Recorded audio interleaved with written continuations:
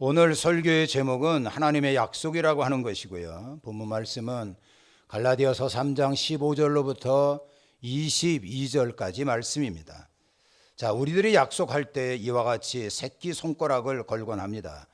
이러한 행동이 중국 아니면 일본에서 온 것이라고 이야기를 합니다. 일본에 의하면 여자들이 지조를 지키겠다고 하는 약속으로 자신의 새끼손가락 한마디를 잘라 남자에게 줬다는 기록이 있습니다. 그러니까 함부로 새끼손가락 걸고 약속했다간 손가락 잘리게 된다라는 그러한 말인 것 같습니다. 요즘에는 새끼손가락 갖고 잘 안 되니까 이렇게 엄지를 마주쳐서 인증을 합니다. 아무리 엄지를 마주쳐도 깨지려고 하니까 아무것도 아닌 것 같고 깨지는 것을 볼 수 있습니다. 오늘 본문도 보면 약속에 대한 말씀이 있습니다. 아까 읽었던 갈라디아서 3장 15절 말씀해 보니까 사도 바울은 언약이라고 하는 단어를 사용하고 있습니다. 본문에 나오는 이 언약이라고 하는 것은 헬라어로 디다케라고 얘기를 하는데 어느 누구도 한번 정한 것 패하거나 더하거나 하지 못한다라는 의미입니다. 자, 그만큼 강력하다고 하는 얘기 아니겠어요? 그러면 그 강력한 언약의 내용이 뭡니까? 다음 절 우리가 16절에 보면은 이 약속이라고 하는 것은 하나님의 은혜로 아브라함이 낳게 될 자손에 관한 그러한 말씀을 주고 있습니다. 창세기에 보면 하나님께서 아브라함에게 여러 차례 자손에 관한 말씀을 하신 적이 있었어요. 그래서 창세기 13장 15절에 보면 너의 자손에게 이 땅을 줄 것이다 라고 약속을 하셨고요. 그 다음에 창세기 17장 7절에도 보면 내 언약이라고 하는 것은 내 후손의 하나님이 될 것이다 라는 말씀도 하셨고, 또 창세기 22장 17절에 보면 너의 씨가 대적의 문을 얻게 될 것이다 라는 말씀을 하고 있습니다. 자, 여기에 나온 자손, 수차례 하나님께서 약속을 하시고 언약하신 것인데 누구를 의미하는 것입니까? 여기에 나오는 자손은 누구냐 하는 거예요. 물론 우리는 아브라함의 아들 이삭이라고 생각하고 있습니다. 맞는 얘기죠. 그런데 본문에서는 사도 바울은 진짜 뜻밖의 이야기를 하고 있습니다. 여기에 보면 아브라함과 그 자손에게 말씀하신 것인데 오직 하나를 가르쳐 너의 자손이라고 하였으니 곧 그리스도다라는 얘기입니다. 예수님이란 말이 나오고 있는 거예요. 이것은 이 당시에 굉장한 놀랄만한 선포였습니다. 아브라함이 믿음으로 하나님 앞에 의롭다함을 얻은 것 같이 우리도 믿음 안에서 예수 그리스도의 이름으로 구원을 얻는다는 그러한 말씀입니다. 하나님께서 아브라함에게 주신 칭의의 약속이라고 하는 것은 예수 그리스도의 그 십자가로 완성되었고 그 십자가의 원칙, 이것은 여전히 우리에게까지 적용되어지는 불변의 구원의 원리다라고 선포하고 있는 겁니다. 그렇습니다. 우리가 진정으로 하나님 앞에 의롭다함을 얻어 구원을 얻으려고 한다면 예수 그리스도 십자가 안에 있어야 됩니다. 예수 그리스도와 연합되어져야 된다는 겁니다. 예수 그리스도 안에 있고, 그리고 예수 그리스도와 함께하고, 그리고 예수 그리스도에 의하여 살아가는 이러한 사람들에게 구원의 축복이 임하는 것입니다. 예수님께서는요, 요한복음 15장에 이와 같이 연합하여 구원에 이르는 원리에 대해서 말씀하신 적이 있습니다. 자, 요한복음 15장 5절에 보니까 나는 포도나무여 너희는 가지라 그랬습니다. 이렇게 되면 어떻게 된다 그랬어요? 열매를 많이 맺는다는 거 아닙니까? 예수님 안에 있어야, 예수님 안에 단단히 붙어 있어야 능력 있고 많은 열매를 맺는 풍성한 삶이 보장된다는 것입니다. 허드슨 테일러 들어보셨죠? 영국의 선교사님인데 중국 산골에 들어가서 복음을 전했던 하나님의 사람이었죠. 그곳에는 모든 것이 부족했어요. 선교사님을 도울 만한 사람도 없었고 먹거리도 턱없이 부족했습니다. 지금도 중국 산골 여기에 가면 모든 것이 열악합니다. 근데 지금으로부터 200년 전이니까 더욱 엉망이었을 것이다, 이런 생각이 들어요. 도저히 감당할 수 없어가지고 일에 대한 스트레스로 좌절하고 고민하다가 선교사님이 마침내 신경쇠약에 걸리는 거예요. 그래서 사역을 내려놔야 할 지경까지 이르게 됐습니다. 이럴 때에 여동생에게 편지 한 통이 왔어요. 편지 내용은 이런 겁니다. 오늘 오빠를 위하여 간절히 기도하다가 하나님으로부터 음성을 들었습니다. 오빠에게 요한복음 15장을 적어 보내라. 이래서 지금 나는 여기에 이렇게 요한복음 15장을 적었습니다 라는 내용이었어요. 선교사님은 요한복음 15장을 묵상하였습니다. 그러면서 이런 감동이 왔어요. 예수님은 포도나무고 나는 가지인데 내가 걱정할 것이 없지 않는가? 가지는 나무가 주는 수분과 양분을 받아들이면 되는 것을 왜 내가 그것을 공급하려고 애쓰고 있다니 참으로 어리석구나 라는 감동이 왔고, 선교사님은 그 자리에서 무릎을 꿇고 하나님 앞에 기도했어요. 주님, 나의 모든 것을 주님 앞에 내려놓겠습니다. 이럴 때 하늘의 평화가 선교사님에게 내리기 시작을 했던 겁니다. 그리고 성공적으로 선교를 할 수 있었던 거 아닙니까? 맞습니다. 자기의 힘으로 해보겠다고 아무리 발바둥 쳐도 인간은 한계가 있는 거예요. 안 되는 건 안 되는 겁니다. 참 포도나무인 예수 그리스도를 믿고 의지하면 예수 그리스도의 그 생명이 우리에게 흘러 넘치는 거 아닙니까? 그래서 우리에게 열매를 많이 맺는 이러한 하나님의 은총이 임하는 거예요. 내가 자꾸만 하려고 하니까 그렇게 애를 먹는 것입니다. 하나님이 뭐라고 말씀하셨어요? 이를 행하는 여호와, 그 일을 지어 성취하는 여호와, 그 이름을 여호와라 하는 자가 이같이 말하노라. 너는 내게 부르짖으라. 내가 내게 응답하겠고 내가 알지 못하는 크고 은밀한 일을 보여주신다고 하지 않았습니까? 예수님 안에 있으면 됩니다. 여러분, 예수님 안에 든든히 거하십시오. 그렇다면 큰 구원의 역사를 보게 될 거예요. 요한복음 15장 7절에 뭐라고 나와 있어요? 너희가 내 안에 거하고 내 말이 너희 안에 거하면 무엇이든지 원하는 대로 구하라. 그러면 이룬다는 거예요. 무엇이든지 이루어진다. 이것이 백지수표 아닙니까? 여러분들 백지수표 받아보셨어요? 예수 그리스도 안에 붙어 있으면 백지수표 받듯이 하나님께서 역사를 베풀어 주실 거예요. 정치, 경제, 교육, 군사, 사업, 우리의 삶의 그 어떤 것이든지 믿음 안에 하나님 앞에 나아가십시오. 엄청난 결과를 보게 될 겁니다. 우리가 하나님의 말씀을 믿지 못하고 의심하기 때문에 안 되는 거 아니겠어요? 하늘이 무너지고 땅이 변해도 하나님 말씀은 1.1핵도 변함이 없는 겁니다. 끝까지 믿어보는 겁니다. 끝까지 하나님의 말씀을 의지하고 나아가십시오. 기절초풍할 일이 여러분들에게 임할 줄로 믿습니다. 사도 바울은요, 이러한 구원의 원리를 로마서에서도 강조를 했어요. 자, 로마서 4장을 보니까 아브라함의 그 후사에 관한 말씀이다. 자, 아브라함의 언약이 뭐냐? 율법으로 말미암은 것이 아니고 오직 믿음의 의로 말미암은 것이다 라고 분명히 이야기했어요. 이 로마서 4장에 있는 이 말씀을 가지고 유명한 존 스토트 목사님이 이렇게 쉽게 풀어서 이야기를 했습니다. 구원을 완성하기 위하여 예수님께서는 십자가에서 희생되었고 우리는 믿어 구원을 받았습니다. 우리의 구원이라고 하는 것은 그 어떤 업적이나 선행으로 되어진 것이 아니고 예수 그리스도의 이름으로 복을 받은 사람입니다. 오직 예수 믿음으로 하나님께서 아브라함에게 하신 그 엄청난 약속을 상속받은 것입니다. 할렐루야. 믿음입니다. 하나님께서요, 아브라함에게 하신 그 약속, 바로 의롭다함을 믿음으로 얻어 구원을 받는 이러한 진리는요, 어떤 것이든지 변경시킬 수가 없는 겁니다.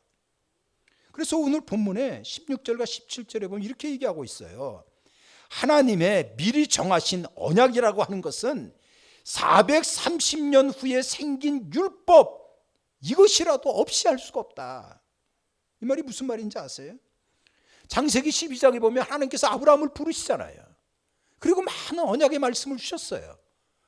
그렇게 아브라함이 하나님의 언약의 말씀을 받은 후 430년이 지나고 나서 모세가 시내산에서 율법을 받게 됩니다. 자, 그런데 아브라함에게 이미 하신 그 언약, 어떤 것이든지 변경할 수가 없다 그랬어요. 어떤 것이든지 여기에 덧붙여서 강요할 수가 없다, 이렇게 말하는 거예요. 그렇습니다. 오직 예수 그리스도와 연합함으로 우리는 능력받아 풍성한 삶을 누릴 수가 있고요. 그리고 구원에 이르는 것은 만고불변의 진리입니다. 예수 그리스도와 연합해야 돼요. 승리합니다.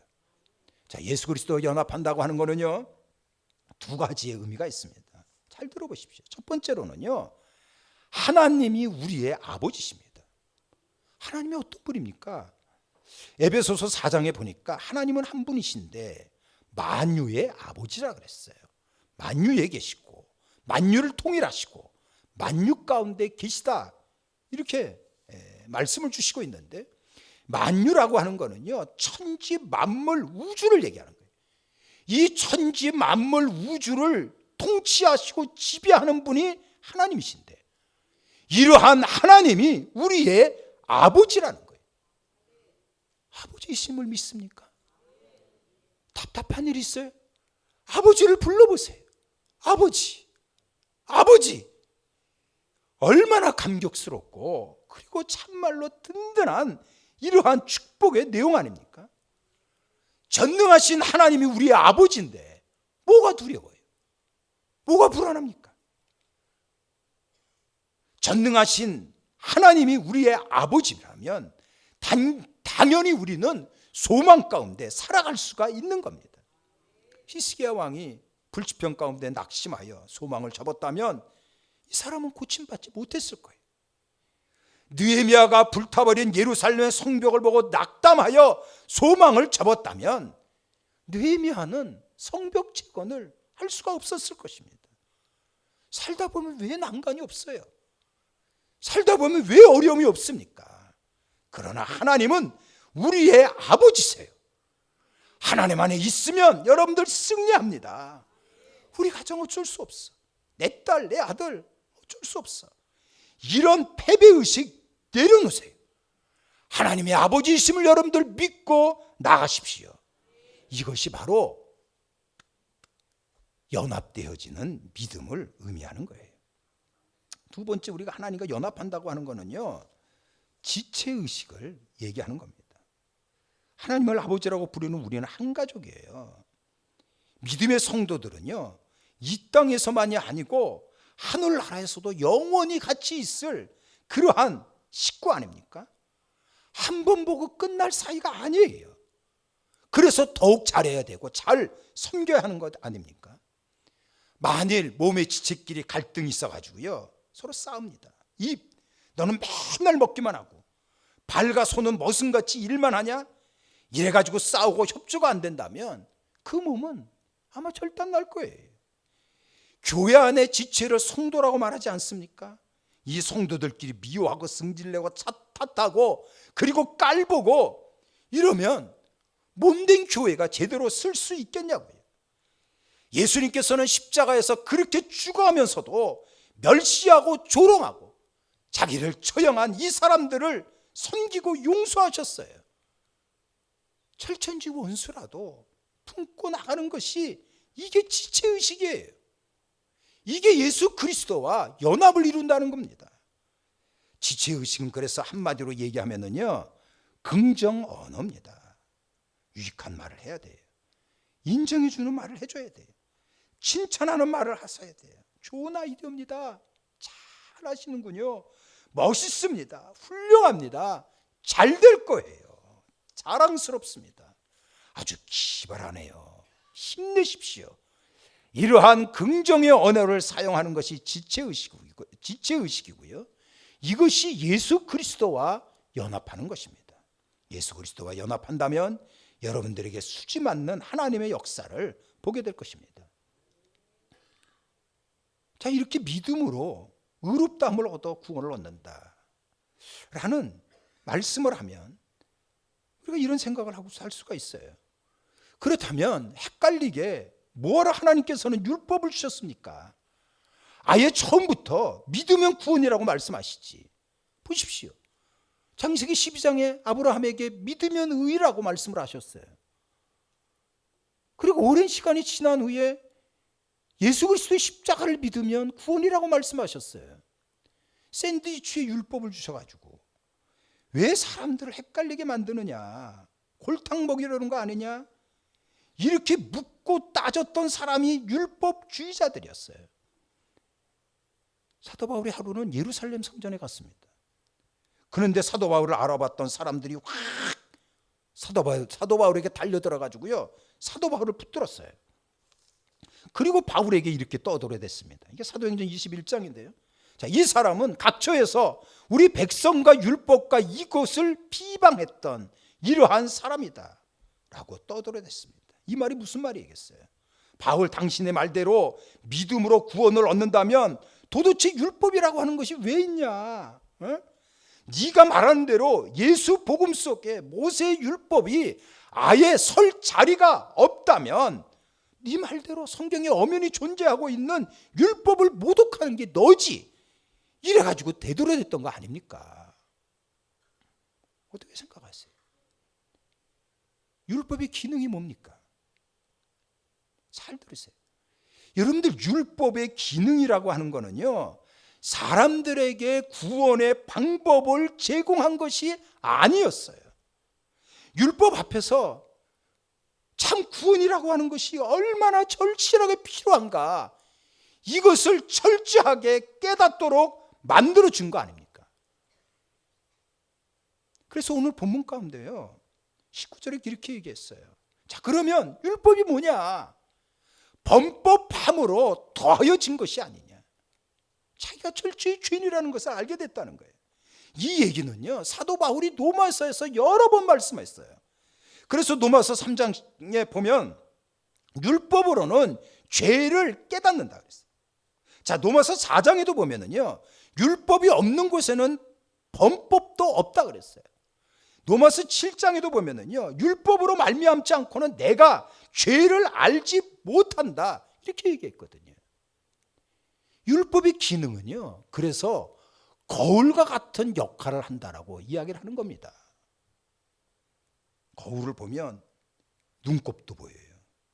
이빨 사이에 고춧가루도 보이고 화장 들뜬 것도 보이고, 그저 적나라하게 다 드러나지 않습니까?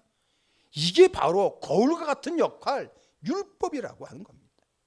그래서 율법 앞에서 자신이 무능력하고 절망적인 죄인이라는 것을 막 절실하게 깨닫고 인식하게 되는 거예요. 이럴 때 예수 그리스도의 그 십자가의 구원으로 얼마나 우리는 하나님의 놀라운 은혜를 누렸는가. 나에게 이러한 십자가의 구원이 꼭 필요한 존재라는 것을 깨닫게 해주는 역할을 하게 된다는 겁니다. 율법주의는 배격돼야 돼요. 사람의 공로로 구원을 받을 수 있다라고 하는 것은 안 되는 겁니다. 근데 여러분들, 교회 안에서요, 항상 이단이 두 가지가 있었어요. 하나는 사도 바울이 그렇게 외쳤던 율법주의였어요. 또 하나는 뭐냐 하면 무법주의입니다. 법이 없어요. 이 무법주의는요, 지적인 동의가 믿음으로 알고 입으로 믿는다고 외쳐요. 그런데 이게 삶이 문제입니다. 무슨 죄도 용서해 준다고 하니까 살다가 적당껏 타협도 하고, 그리고 필요에 따라서 죄도 짓고, 전혀 변화되지 않는 저질적인 그리스도의 삶이, 이게 바로 무법주의예요. 이 무법주의는요, 복음을 너무나 값싸게 만들고 능력 없게 만드는 거 아닙니까? 예수 그리스도의 십자가의 은혜를 여러분들이 안다면은 당연히 삶이 변화될 수밖에 없는 거예요. 이것이 사도 바울이 그렇게 외치고 있는 갈라디아서의 내용입니다. 여러분들 평소의 삶이 어떻습니까? 평소의 삶이 어떻습니까? 한국 역사에 수치스러운 세 가지의 패전이 있어요. 전쟁에서 졌다는 거 아니겠어요?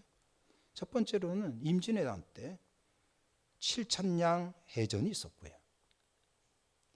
또 하나는 쌍용 전투가 있고, 그리고 6.25 때의 현리 전투가 있었어요. 청나라 침략으로 인조가 남한산성으로 도망갔습니다.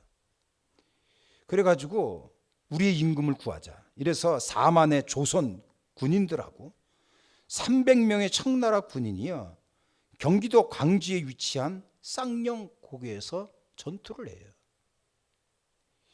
저도 이 쌍용 고개를 한번 가봤어요. 근데 지금도 아주 스산한 그러한 지역입니다.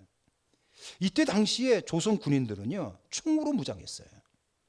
근데 이 전투라고 하는 것이 대형 유지, 사격 통제가 제대로 되어져야 무기가 위력을 발휘하는 거예요. 근데 조선 군인들이 평소에 훈련을 하지 않았다 그래요. 청나라 군인들이 쌍용 고개에 접어들자 군인들이 겁을 먹었어요. 그래가지고 유효거리 들어오기 전에 마구 총질을 했어요. 총알이 다 떨어졌네. 이래가지고 총알 달라고 아우성을 치고 막 우왕좌왕하는데, 이것을 본 청군들이 일제히 공격을 해가지고요, 그 고개에서 조선군이 4만 명이 전멸합니다. 전멸.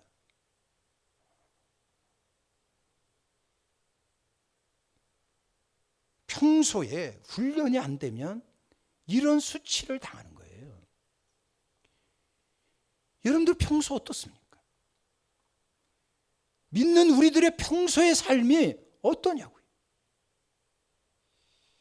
예수 십자가의 순환, 부활을 마음에 분명히 믿고 새기는 거 너무 중요해요. 그러나 하나님의 자녀인데, 장차 하늘나라의 후계자 아닙니까? 변화된 삶을 두려워하지 마세요. 악독, 분냄, 비방, 악의 다 잘라버려야 돼. 어떤 대가를 치르더라도 친절과 국률과 긍정과 사명으로 여러분들 나가셔야 돼요. 이것이 오직 예수 믿음을 갖고 있는 자의 변화되어진 모습입니다. 우리는 이전보다 더 큰 영광을 얻기를 원합니다. 말씀에 약속되어진 대로 권세 있고 풍성한 삶을 누리기를 원해요. 그렇다면 십자가가 여러분들 마음에 흘러넘치기를 바랍니다. 그리고 당연히 우리의 삶이 변화되어지기를 바라요. 그래서 이번 주간에도 주의 이름으로 승리하시고 하나님의 영광이 있기를 주의 이름으로 축원합니다. 축원합니다.